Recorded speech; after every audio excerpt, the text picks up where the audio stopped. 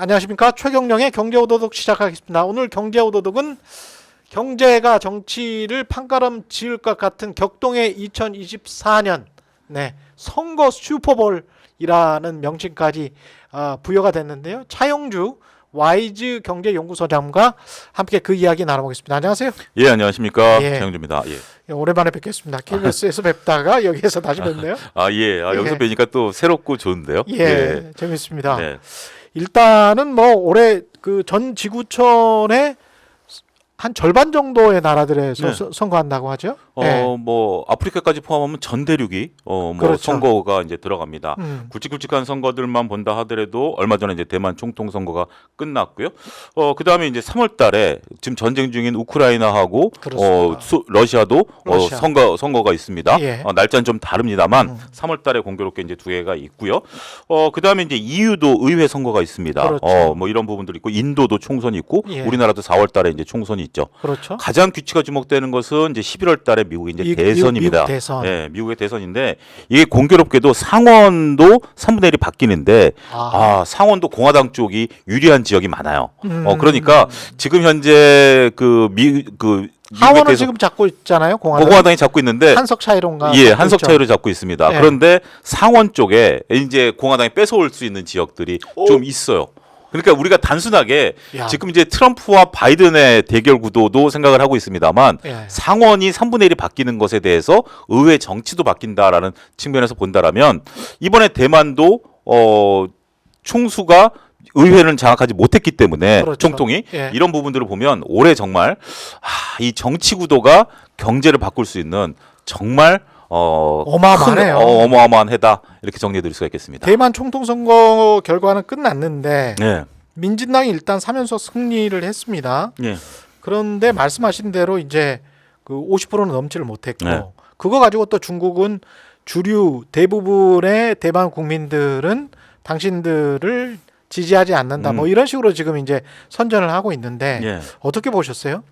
그러니까 이제 대만이라는 이제 특이성이 좀 있어요. 그러니까 그 대만 같은 경우는 민진당과 국민당이 이제 거의 여야를 이제 나눠 갖고 민중당이라는 이제 그 중도 당이 있어요. 그러니까 세 개 당이 이렇게 좀 그 정파를 나누어 갖는 그러한 모습들을 그동안 이제 가져왔습니다. 예. 그렇지만 이제 민중당이 집권한 적은 없고요. 이제 국민당이라고 한다라면 이제 뒤가 설명드리긴 하겠습니다만 중국에서 원래 중국 대륙에서 우리 그렇죠. 장개석 총통 따라서 이제 내려온 이제 그 성향의 분들이 강하고요. 그다음에 이제 민진당 같은 경우는 대만에 이제 원래 살고 있었던 이제 그 본토인 그러니까 이제 현지인들 예. 쪽에 이제 성향이 강한데 서로 이제 정치적인 이해관계에 따라서 이제 정권이 바뀌긴 합니다. 근데 이번에 민진당이 3연속 이제 집권에 성공을 했어요. 근데 득표율을 보게 된다라면 민진당이 40% 득표를 했고요. 40%. 예, 국민당이 33%, 그다음 민중당이 26%. 어떻게 보면 3분의 1씩 거의 이제 가져간 그런 수준이다라고 말씀드릴 수가 있겠죠. 하지만 여기서 이제 입법부라고 불리우는 의회 의석을 놓고 본다라면 국민당이 52석. 오히려 국민당이 52석을 가져갔고 민주당이 51석입니다. 한석 차이가 납니다. 그러네요. 그러면 누가 캐스팅 보드를 주느냐? 민중당이 8석이 이제 가져갔는데 예. 캐스팅 보드를 민중당이 쥐는 이러한 결과를 초래했다라고 말씀드릴 수가 있겠죠. 근데 이제 대만 국민들이 왜 이제 그 민진당을 이제 선택했느냐라고 본다라면 아무래도 우리가 이제 그 중국의 그동안에 선거를 앞두고 이제 도발을 좀 해왔었던 부분들 미사일 도발도 좀 해왔고요.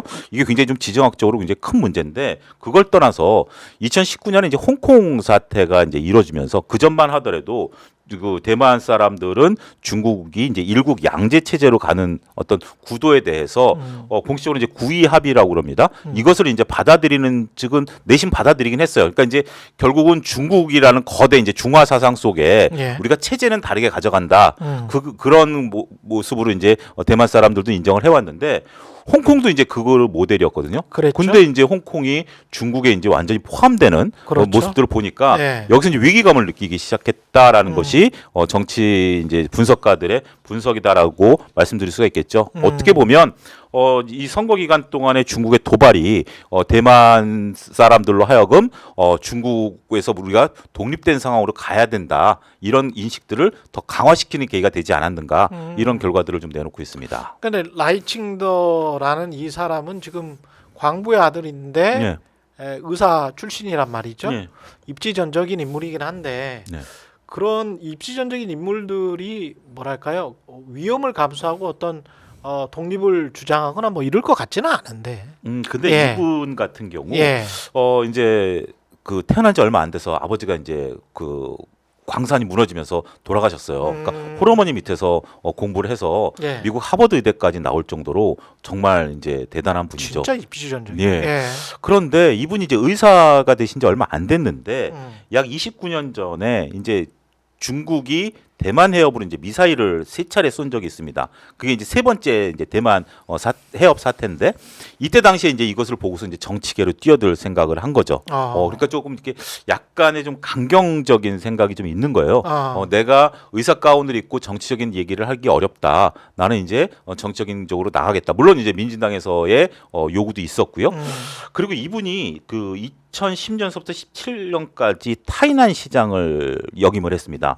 타이난이라는 지역은 대만 남부고요. 우리식으로 얘기하면 부산 정도 되겠죠. 그러니까 어떻게 보면 민족색이 좀 강한 지역에서, 그러니까 이제 중국의 이제 타이베이 쪽에 있었던 것이 아니라 타이난 지역에 계셨던 분이기 때문에 그런 성향이 좀 강했었고 그런 분이고 그래서 현재 지금 어떻게 보면 입지적인 인물들이 두 가지 경우가 나타나는 경우가 있죠. 보수적인 경우가 있고 굉장히 이제 조금 공격적인 부분들이 있는데 예. 이분은 조금 후자 쪽에 속하는 성향을 가진 것으로 현재 파악이 되고 있습니다. 근데 미국도 대만 독립을 지지하지 않는다 이렇게 짤막하게 이야기를 했잖아요. 예. 그런 거를 보면은 뭐 지금 당장 라이칭더가 네. 속으로 어떤 생각을 가지고 있더라도 뭐 겉으로 표현하지는 못하는 상황 아닙니까? 아무래도 예. 이게 지금 그 입법부, 그러니까 의회를 장악하지 못했기 때문에 그 자신의 생각대로 끌고 가기에는 쉽지는 그렇지. 않을 것이다라고. 대만 사람들 생각도 뭐 네. 전쟁하기는 분명히 싫어할 거고. 전쟁은 뭐 이제 굉장히 좀 어렵고 중국 입장에서도 그렇죠. 전쟁하기는 이제 쉽지는 않은 뭐 상황이다라는 부분들도 있어요. 그렇지만 아무래도 이제 그 제가 볼 때는 이제 미국의 이제 그 선거 구도가 나타날 때까지는 대만도 미국도 어떤 뭐 구체적인 액션을 취하기는 어려울 것 같아요. 예. 근데 이분이 취임하는 게 5월 20일이거든요. 예. 5월 20일이면 미국도 어느 정도 대선 구도가 잡혀간 시기다라고 봐야 되겠죠. 우리가 이제 선거는 11월이지만 지금 이제 미국 같은 경우 실질적으로 대선 레이스가 시작이 됐거든요. 예. 그러면 이제 이분이 취임하고 자기가 자리 잡는 게 6월, 7월이면 미국도 어느 정도 선거 구도가 잡혔을 상황이기 때문에 그렇습니다. 예. 그때까지는 구체적인 액션이 나오기는 현실적으로 어렵다 이렇게 봐야 될 것 같습니다. 중국과의 관계는 지금처럼 어떤 긴장 관계가 있겠지만 네. 그럼에도 불구하고 뭐 별다른 어떤 뭐 대만이 먼저 뭔가를 할 수 있는 그런 상황은 아니니까요. 그죠? 그렇죠. 예. 중국도 마찬가지죠. 중국도 말은 뭐 굉장히 호전적으로 하는 것 같습니다만은 중국도 중국 자체의 경제 문제도 있고 지금 당장 올해 뭔가를 할 그런 상황은 아니잖아요. 그렇죠. 근데, 예. 근데 이제 중국 입장에서는 다소 느긋한 게 시진핑 주석이 3년임에 이제 성공함으로써 이미 선임 성공함으로써 이제 그 어떻게 보면 좀 가장 안정적인 정치 지도자죠. 미국 같은 경우는 이제 바이든이냐 트럼프냐라는 것들이고 그러네. 대만도 이제 이렇게 이제 바뀐 입장이고 러시아도 뭐 아직까지는 모르는 거죠. 예, 모르는 거니까. 입장이기 때문에 중국 입장에서 보면 저는 이제 중국의 최근에 좀 무섭다라고 생각하는 게 원래 이제 우리가 이제 세상을 살다 가면서 싸울 때 말 많은 사람보다 팔짱 끼고 말 없는 사람이 더 무섭잖아요. 그렇죠. 근데 중국이 좀 그런 모습인 것 같아요. 그러니까 이제 계속 트럼프 전 대통령 때부터 현재 바이든 대통령까지 중국을 때리는 과정에 있어서 중국은 정말 미국에서 이렇게 막 외치는 것만큼 큰 소리를 안 내고 있는 것 같아요. 그러면서 조용히 한 번씩 툭툭 아킬레스 건드는 이제 던지는 거죠. 히토리를 던졌다, 뭐 반도체를 던졌다, 뭐 이런 식으로 좀 나가고 있는 상황이기 때문에 중국 입장에서는 지금 어떻게 보면 뭐 자신의 입지가 유리해질 때까지 침묵을 지키는 전략을 오히려 더 강화할 수도 있다.